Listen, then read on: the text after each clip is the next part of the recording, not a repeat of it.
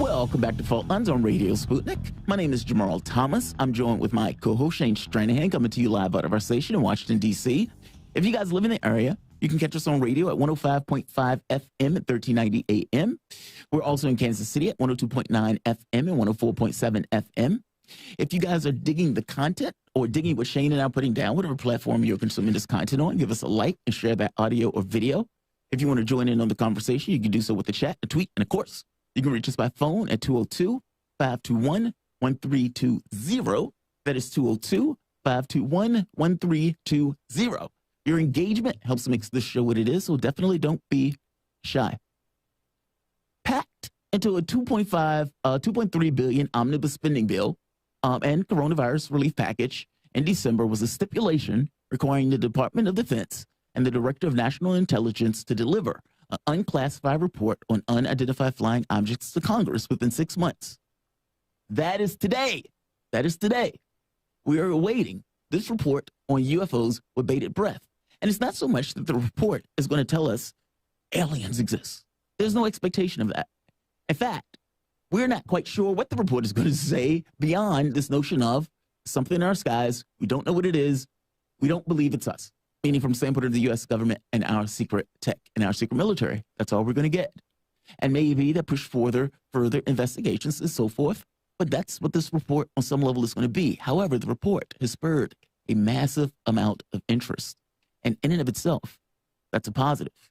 And hopefully that will spur further investigations to figure out what it is. Because the idea that you're leaving alone, there's something in our skies, flying in our technical airspace and our militaristic institutions, we don't necessarily know what they are. Some of these things are doing fantabulous things that we aren't quite sure how they do what they do. However, we're just going to ignore that and just move on. That seems unsatisfying. It seems it's not going to be the case. Joining us today is a guest that I am so excited to speak with, Professor Avi Loeb. Professor Avi Loeb is a PhD, received a PhD in plasma physics at the age of 24 from Hebrew University in Jerusalem, was subsequently a long-term member of the Institute for Advanced Study in Princeton, where he worked in theoretical astrophysics. In 1993, he moved to Harvard University, where he was tenured 3 years later. He is now Frank B. Bard Jr. Professor of Science and former chair of the department. Professor, thank you for joining us. Thanks for having me. Absolutely. So I want to get into science's role in the study of this topic because it's strange phenomena. We have data, even though a lot of that data is classified, meaning they're not going to necessarily give us, let's say, images or let's say radiolithic data. There's certain things that they may be able to pull in that they may not necessarily give to the public that is still there that they can study and analyze. How does science go about studying this?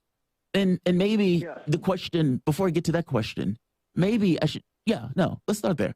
How should science approach this? Yeah, so science is based on evidence, and when evidence seems intriguing, it doesn't need to be conclusive. It should drive scientists to get more evidence to figure out what stands behind the intriguing facts. And I think we reached the point where, once we see the report, if indeed the leaks that we heard are accurate, that it will be said that there are some objects that are definitely real. UFOs in general may be a mixed bag. You can't believe every eyewitness testimony that we heard in the past, but it's sufficient to have one. Yeah, I only need one. I only need one. They can tell me that every last thing, the overwhelming majority of these was swamp gas. And I was like, okay, I just need one. Yeah. Only one. The point is, people that claimed that they saw something unusual may feel vindicated, but it doesn't say anything about the other reports. My point is, if it looks intriguing, if it looks like some of the objects are real, and on the other hand, we cannot really understand how they behave because it exceeds the limits of our technologies. And frankly, we probably know pretty well the limits of other nations' technology, because otherwise there would be the fingerprints of those technologies either in the consumer market, because one can make a huge profit if the technologies were far more advanced, or we would see it in the battlefield. But I have a hard time imagining that Russia or China have technologies that we don't know about, that far exceed what the U.S. has. And it's how far they exceed our capabilities that would truly boggle the mind. And yeah, again, I roll to disbelieve on this one. Can you give us a sense from a physical perspective, just understanding the science here, looking at the behavior that has been described by the eyewitness testimonies and that you can see in some of the videos here? Let's go with the Nimitz. Let's be specific. Yeah, we can take the Nimitz. I was thinking the gimbal video, but there are a couple different examples. Because the Nimitz is the one that I think is the hardest to dismiss. Like, that's the one that Frank West says, I have a hard time dismissing that. If Frank West has a hard time dismissing it, I'm going to go with that one. Good. That's the standard. That's the one. So I'm just curious, what's scientifically required here? Describing the phenomena that you see here in the technologies that would be required. How far in advance are we, and what would we need to discover? How would the universe need to work? Is another way of asking the question. Avi Loeb. Right. So first thing is, in order to believe that something is real, in order for us to think that it's not an illusion or a smudge on the camera, you want to see it in multiple instruments, multiple people from different angles, and at least some of the objects appear to, be in that category. So that's why we should do further investigations. And the way to proceed is basically, the reason that the data is classified, much of the data, and we are seeing only the tip of the iceberg, is because it was collected by military equipment, by sensors that are classified. And obviously, for national security reasons, we don't want to expose our capabilities in monitoring the sky. But the next step would be to have a scientific experiment where you take off-the-shelf cameras that are far more advanced now than they used to be a decade ago or 2 decades ago, and we place them in the same locations or other locations and monitor the sky. And what you want to see as a scientist is, I want to see side effects. For example, if there is an object moving faster than sound, it's called hypersonic, just moving faster than sound, and we know that there are such objects, for example, supersonic jet planes, move faster than sound. There should be a shock wave produced in air when you have such an object moving faster than sound. And you should hear a sonic boom. There should be some side effects that one can look for, and by that verify that it's a real object moving very fast. Another thing is, if it moves through water, you should see a splash. There are all kinds of things that you can look for as a scientist that a military person might not be thinking about.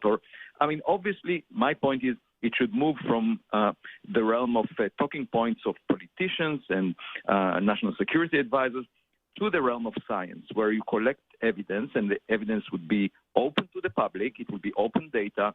We will all know what kind of instruments are being used, and then the data will be analyzed, and we will figure out the nature of these things. We're in the 21st century, so we're not in the dark ages where people would have miracles, that you would have to believe in something. We have modern science that, if these are real objects, can identify the nature of these objects, and that's the way we should proceed. And otherwise, we leave it up to speculation for the public, and it's an unhealthy situation. Scientists should be attending to the public's interest. Agreed. Absolutely agree. 1,000% agree with you. Why are they not? Why are they not? Because look, for me, for my assessment, and correct me if I'm wrong, science is observation. It's very specific, very detailed, experimentation and observation. And I've tried to invite scientists on the show to talk about this. They've said, yeah, I don't buy it. I think it's nonsense. And I made the point to them, like, are you serious? It's like, how do you blow off all of the data that has been coming out by itself? We would have to believe that everybody in the Pentagon are idiots. Just saying, right? Because, like you said, all I'm saying is it's like the data is voluminous, and whether we can explain it or not is secondary to the point that it's there. It's a there. And so it's like that there can't be ignored. The there has to be explained. And the people who are supposed to explain our world and our universe for the last 30, 40, 50 years have basically said it's swamp gas. There's no there. There's this huge stigma around it. Yeah. Why? And it's like science should be curious. That should be like that. It's like, whoa, is there something there or not? And are all of these people just delusional? And now all of the information is coming out, and it becomes like, okay, you have very clear cases of military pilots saying, I'm seeing stuff. You have them explaining it, describing it. You have people who are being paid billions of dollars, like in regards to their training and everything else.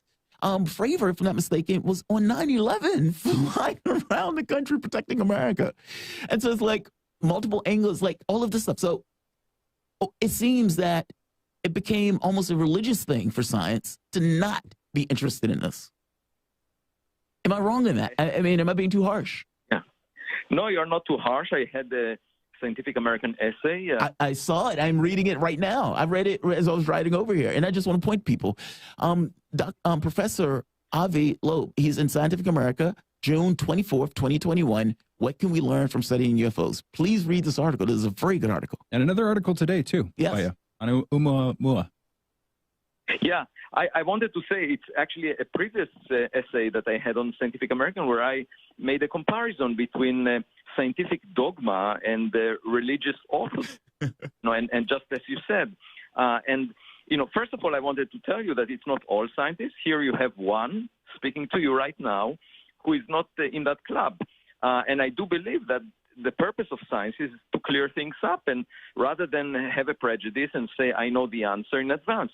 Because, we've seen that movie when philosophers refused to look through Galileo's telescope and said, we know that the sun moves around the earth. Obviously, we see it in the sky moving around.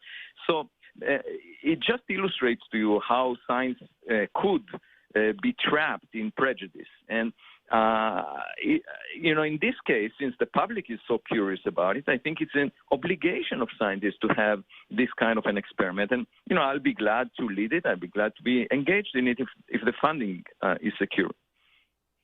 I want to move to Oumuamua for a second here. This is, first of all, am I pronouncing that right? This is a notoriously difficult pronunciation. Is it Oumuamua, the asteroid? Oumuamua. Yes. Oumuamua. Okay, I can go on that one. Oumuamua. This is the asteroid that came through, our visible space a couple of years ago. Weird behavior, tumbling through space, and not the normal spherical shape, but sort of elongated shape that we're still, we haven't exactly estimated yet. And you have been one of the more prominent people speculating that this was not a natural entity. I don't know how else to put it, that there was something strange going on here, that, aliens, something like that. Something about solar sails and the nature of the travel. What's your claim there? Can you briefly refresh people on the asteroid, when we saw it, the details about its composition, what was interesting about it, and then why do you think that there's something more there? What's your case here, Avi? Right. So I described this object and everything around it in my new book, Extraterrestrial. And basically, it's the first object that we've seen from outside the solar system that came in the vicinity of Earth. It moved too fast to be bound to the sun, so clearly it came from outside. And at first, astronomers said, it's just a rock, just like the rocks we've seen in the solar system, just from another star. But then it didn't look like a comet or an asteroid. It didn't have gas or dust around it to a very tight limit, so it couldn't be a comet. A comet is visually clear. That you can tell. So then they said, okay, well, maybe it's a rock, just a piece of rock. But the problem is that when it reflected sunlight, as it tumbled every 8 hours, the amount of light that it reflected changed by a factor of 10, and that meant a very extreme shape, most likely pancake-like, flat shape. And then it showed also an excess push away from the sun, which is very puzzling given that nothing evaporates from it, so nothing is giving it a push, no rocket effect. And the only explanation that I could think of was reflection of sunlight.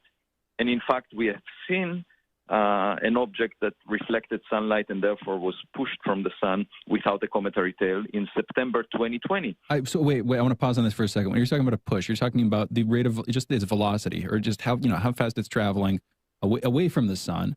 Now, one thing comes to mind for me. Couldn't that be caused by sort of a slingshot, where if it's coming from very far away and it gets pulled briefly into the gravity well, and it slingshots around the sun? I know enough about sci-fi. Clearly, I'm a layperson, but I know enough about sci-fi that kind of thing happens. Couldn't it be a conventional explanation like that, for instance? And then coming back to the idea that it's acting like a solar sail, this would have to do with it being shaped sort of like a pancake, right? If it's capturing energy, if it's sort of tumbling but also traveling, photons are hitting it on its sort of flat side and they're pushing it. Is that basically the case here, Avi?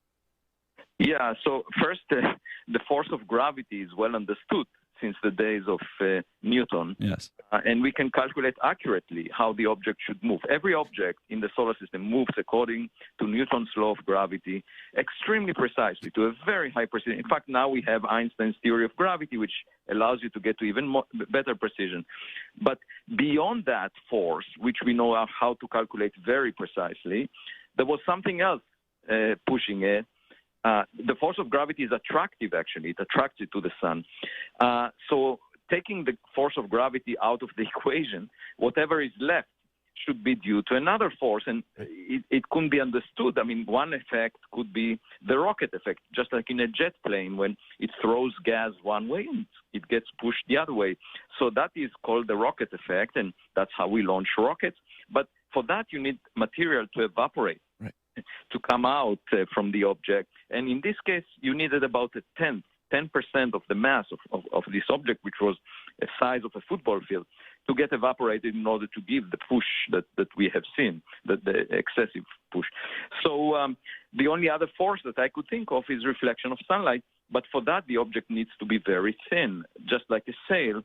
And nature doesn't make very thin objects like that. So that's what led me to propose that.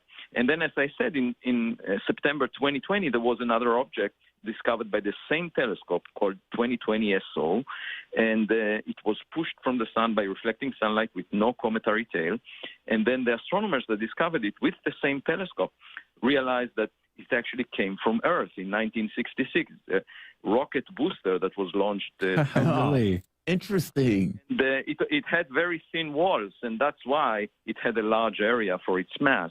So I'm not saying that Oumuamua was necessarily a light sail, because 2020 SO was designed to be a rocket booster. It just needs to have thin walls. And in fact, in my Scientific American article, the recent one about connecting Oumuamua with UAP, I suggested that maybe this flat, thin shape was not that of a light sail, but was actually of a receiver. So if there were probes sprinkled on Earth long ago, and this object could have passed near us just to collect the data, to collect the information, and that they transmitted to it. And that could be another purpose for it.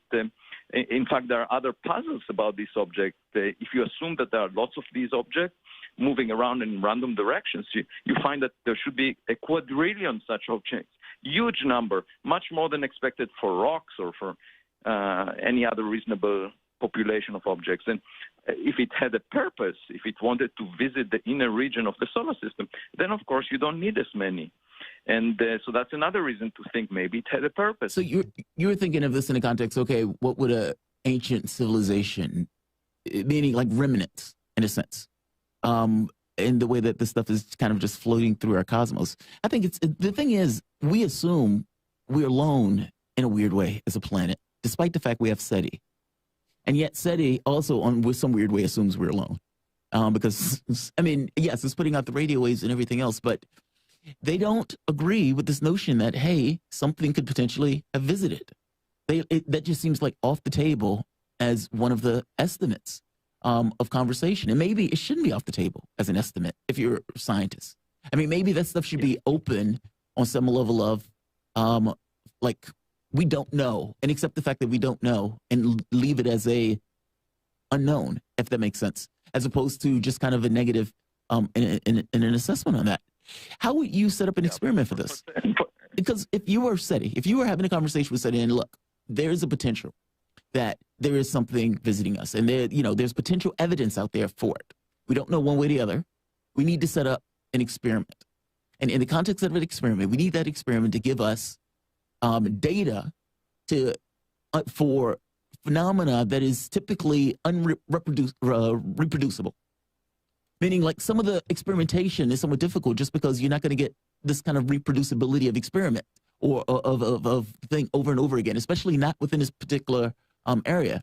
How would you go about setting up some kind of experimentation to declare one way or the other that, yes, this is real phenomena? And then from that point on, back your way up into the point of saying it's not us definitively. as opposed to you don't believe it's us? That's an excellent question. So I think we have been doing SETI the wrong way for 70 years, which was look for radio signals, and that's just like trying to have a phone conversation. You need the counterpart to be alive.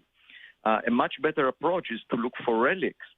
I mean, if there are lots of civilizations that predated us billions of years ago, they might be dead by now. They might not be around, but we could still search for the relics they left behind. And so my point is, I call that space archaeology. Basically, continue to search the sky for weird objects like Oumuamua that do not behave like a comet or an asteroid, and then come from outside the solar system. And then when one of them shows up early enough before it approaches us, we can send a spacecraft equipped with a camera that intercepts its trajectory and comes close enough to it to take a close-up photograph. And, they say a picture is worth 1,000 words. In my case, a picture is worth 66,000 words, the number of words in my book. So basically find anomalies and then watch them, detect them. Jamarl, you were going somewhere. No, just take a photo. I mean, if there was this mission of OSIRIS-REx that landed on the asteroid Bennu recently, and in fact took a sample that will be returned to Earth in 2023. And we can imagine a similar experiment on an artificial object. Imagine landing on it, reading off the label, made on planet X.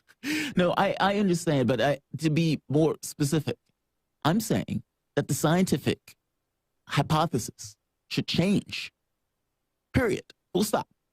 And what I mean is, if science does experimentation and everything else, it typically starts with a hypothesis. The hypothesis right now from the majority of sciences, this stuff isn't real, this stuff is swamp gas, et cetera, et cetera, et cetera. And so the investigation, et cetera, the assumptions that go along with it follow. That's not science, that's religion. You can make an hypothesis also of saying, look, there are things in our skies we don't know what they are.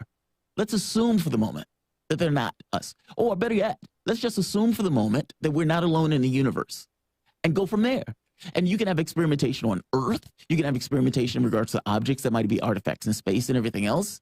I mean, that goes with, one, a government that is going to be honest about the experimentation and the investigation, et cetera. But assuming that for the moment, it seems that will be the most logical part of it. I don't see why people assume that other civilizations can't get here, nor do I assume that those civilizations are dead and in the past. Or for that matter, some even assume they don't exist at all. Like, I don't understand those assumptions. No, I completely, by the way, I rest my case. You said exactly what I keep saying. And we have actually evidence that half of the stars, like the sun, have a planet roughly the size of the Earth and roughly at the same separation. So conditions are similar to what we find on Earth in tens of billions of other Earth-Sun systems in the Milky Way galaxy alone. And there are a trillion galaxies like the Milky Way in the universe. So if you just think about it, we are not privileged. And the starting assumption should be that we are not alone, because, why should we be unique and special if the circumstances that we encounter in our backyard are so common? So that I think the starting position should be, let's assume that things like us existed in the past, exist right now, and let's just search for the things they left behind. I mean, that is the obvious, commonsensical thing to do, and not have a prejudice, not close the curtains on our windows and say we don't have neighbors. Of course, if you don't look through the window, you might be illusioned that you don't have neighbors, but it will not change the fact whether you have neighbors or not if you look or not look through your windows. For us to have a better sense of reality, we do need to look at the facts without prejudice. And I've been saying that for a long time, and I completely agree with you on that. What happens to science? Now, this report is not going to come on and say, we're not alone. It's not going to do that. I do think the report is going to push for some kind of congressional investigation, because honestly, if you create a report that basically tells you the exact same thing that you knew prior, you're not going to get what you want out of it. And I feel like we're being managed in the way that this information is coming out, because I think you're right. Logically speaking, there are scientists who are working with the government. Those scientists and the people who are in the background can see classified and detailed information. And these guys are putting out this stuff in this kind of weird, like, drip way. It seems like they would know one way or the other whether or not it's us or not, considering they know the capabilities of the foreign countries. Yeah, but you have to understand there is a lot of wealth right now in the private sector, and we don't need to be in the hands of the government or in the hands of politicians or people that have access to some instrumentation. Wait, Avi, real quick. I hate to interrupt, but there's one thing I want to get to, and I shouldn't have given that long lead in. What is science? What happens to science if it is confirmed it's not us? Like, what does it look like? What's the paradigm shift? Like, what's the first year of the paradigm shift, the moment that it's declared it's not us?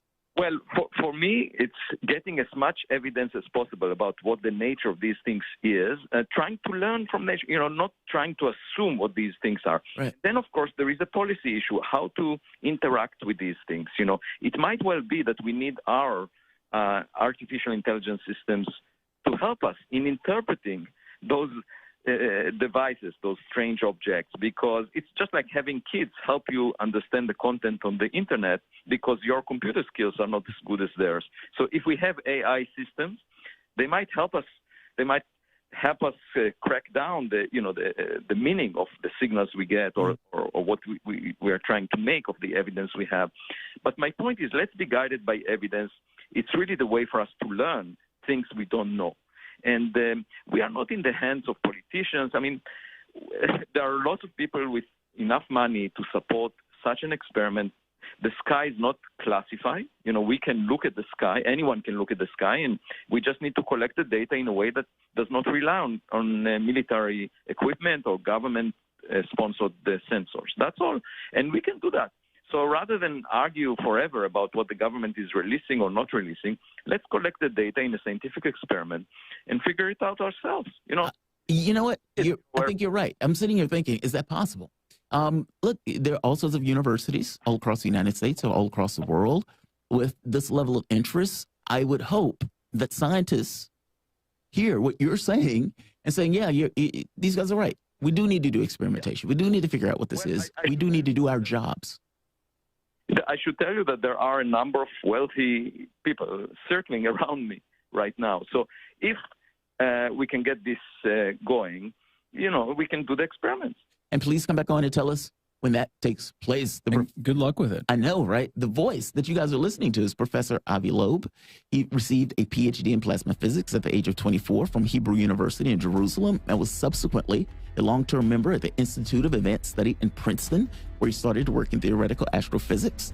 In 1993, he moved to Harvard University, where he was tenured. 3 years later, he is now Frank B. Bard Jr., Professor of Science and former chair of the department. You guys are listening to Fault Lines with Thomas and Stranahan. Back in a moment.